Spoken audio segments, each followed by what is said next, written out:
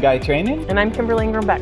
And this is CS4NE. And today we have a special treat, and that is? Yes, we have a special guest from Scribner-Snyder. Her name is Linda, and she's been teaching computer science, K-12 there. So she's going to talk to us a little bit about her program. And I'm excited to hear about my favorite subject, which is working with younger kids in computer science, especially in the elementary age, because I think we're putting an infrastructure there and we're creating a passion and an excitement about computer science that we hope will translate into more students seeking out computer science beyond the basic classes that are now required, but actually wanting to learn more and maybe even creating a career in that.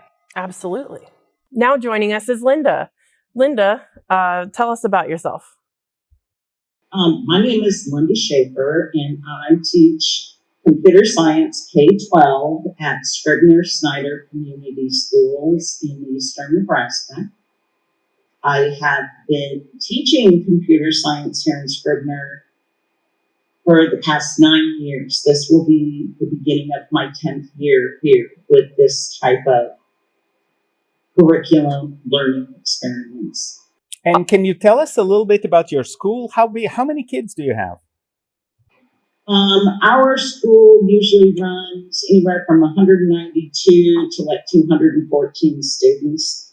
We have a small rural community, but we also have a lot of students that move in and out because of the type of population we have. Mm-hmm. And so what are some recommendations you have for smaller districts that have to start teaching computer science and tackling this in the kind of conforming K-12 perspective? I'm going to start with the high school in computer science. With the high school type of curriculum you choose, you need to make sure, even as a small school, that you're doing something that's going to spark the kids' interest. Mm-hmm. When I first started teaching it, the curriculum we were using, the kids had never coded. They had no idea what they were getting into.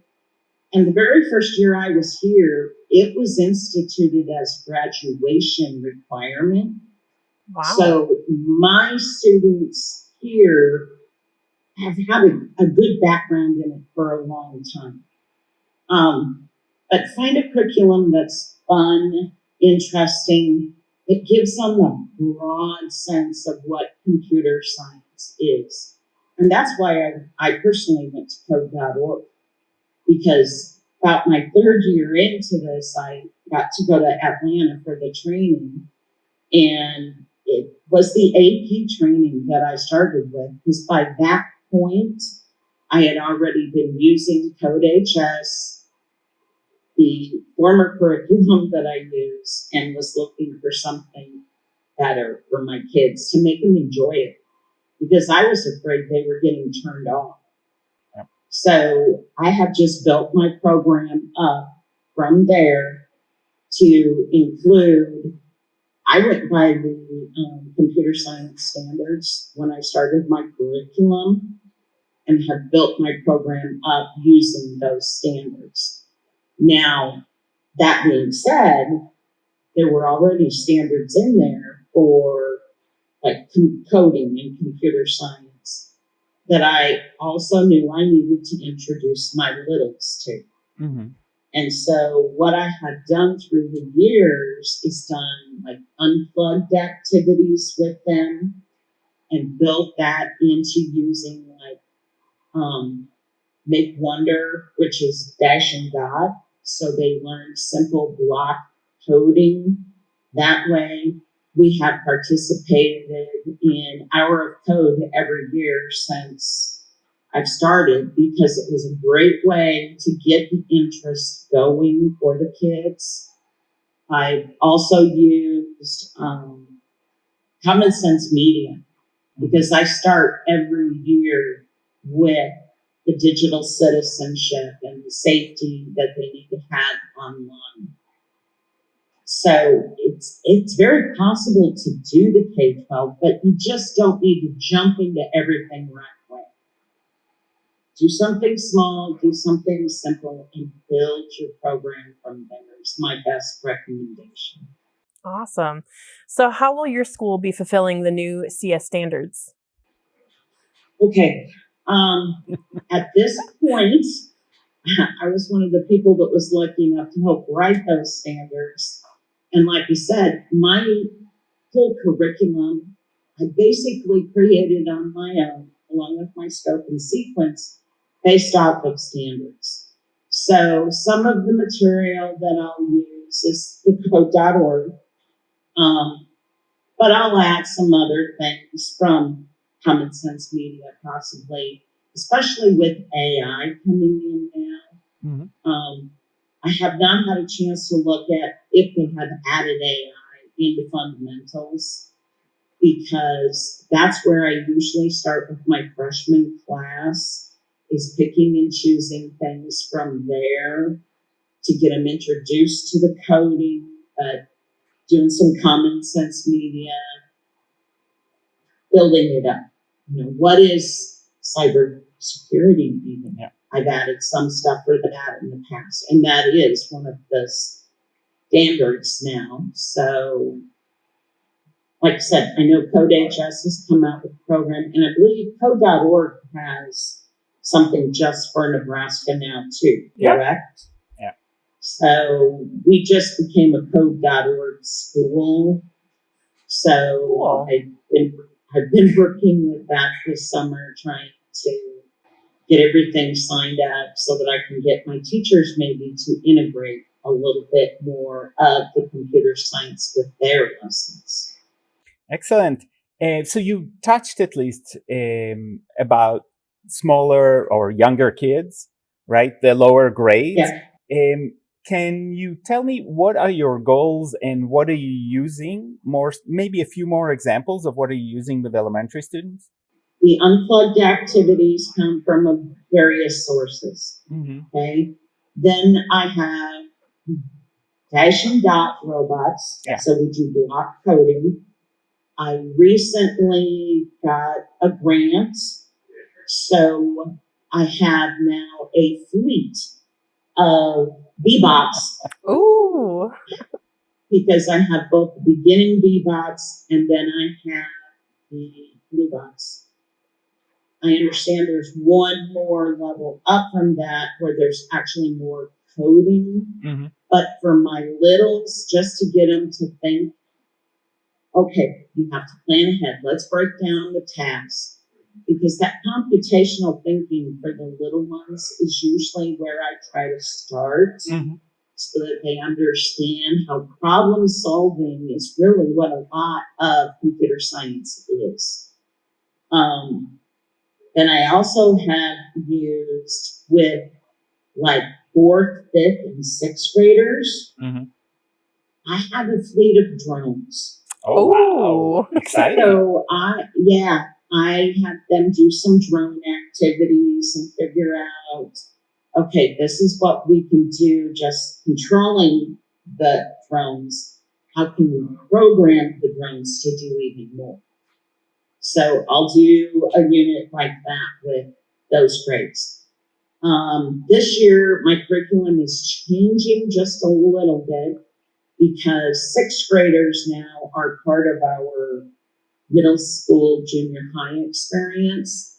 So with them, I am going to probably use the Ozobots that I have, and Mm-hmm. they'll do Blockly. Also, Blockly is that coding language. And 7th and 8th graders then will move into my Sparrows, because I have Sparrows, to give them that kind of coding. I have used some Google activities Mm-hmm.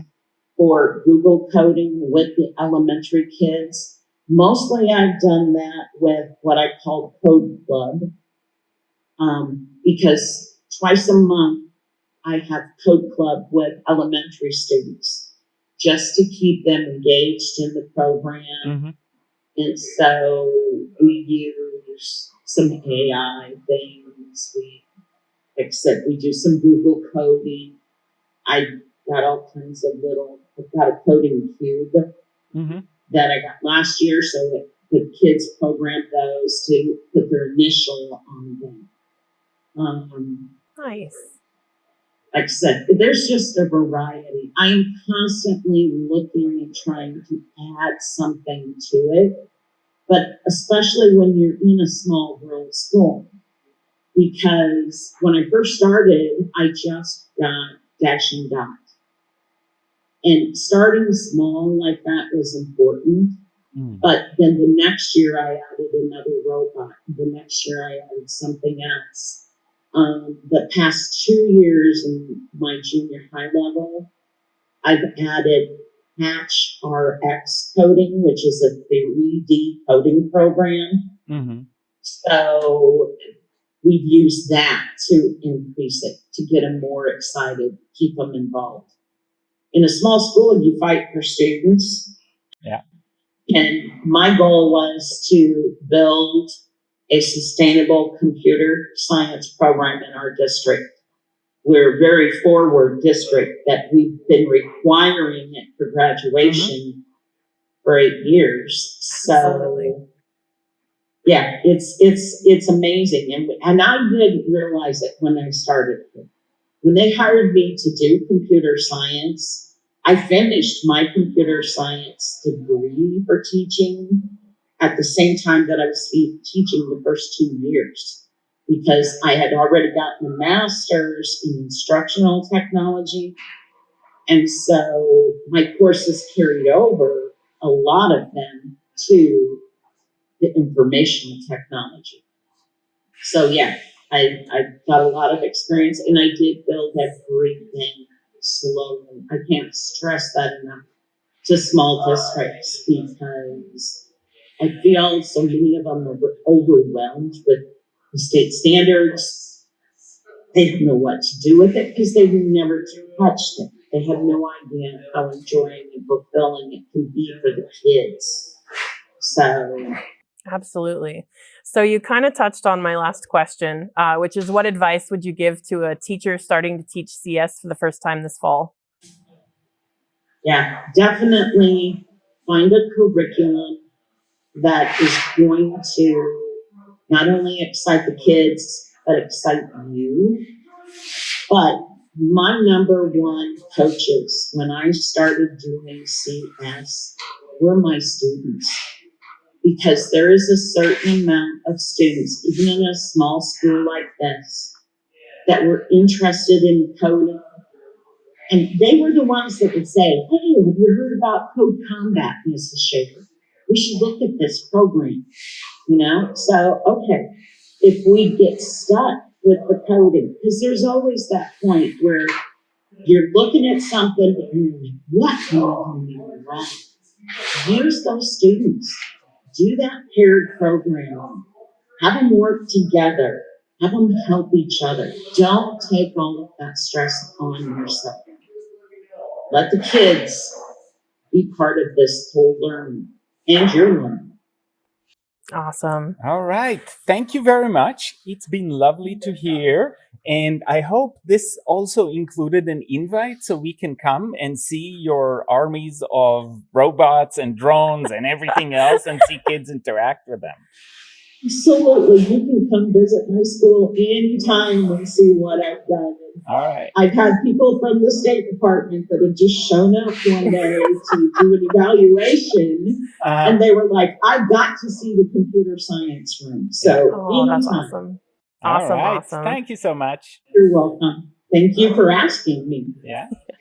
Bye. So what did you learn from the interview? Oh my gosh, that was awesome. I can't believe how many hands-on computing and just physical computing devices that she's integrating. That is amazing. Yeah, and the thing that I took is that idea of gradually adding things. You don't have to do everything all at once. No. So it could be overwhelming. If you come to somebody who's been doing this for 10 years and has armies of drones and robots, that is going to be overwhelming. But start small, adapt a curriculum, see how it works for you, find out where you need a little bit extra, find what are the ways, and build it over time. Absolutely. And I think that is a really good piece of advice. Absolutely. So today we talked to Linda, and we talked a little bit about what can happen and what is happening in small schools. So if you're teaching in a small school and you don't have the capacity right now, remember, you can build it over time, and there are people you can connect, including us, right here. Connect and answer any questions you have, advice about what robots to get, if you have the budget for that, where to get grants, all of these crazy things. Or even stop by. Can I view your classroom? Can I just watch you teach, watch how you use these things? I think that would be very powerful as well. All right. So thank you, and we'll see you next time on CS4NE.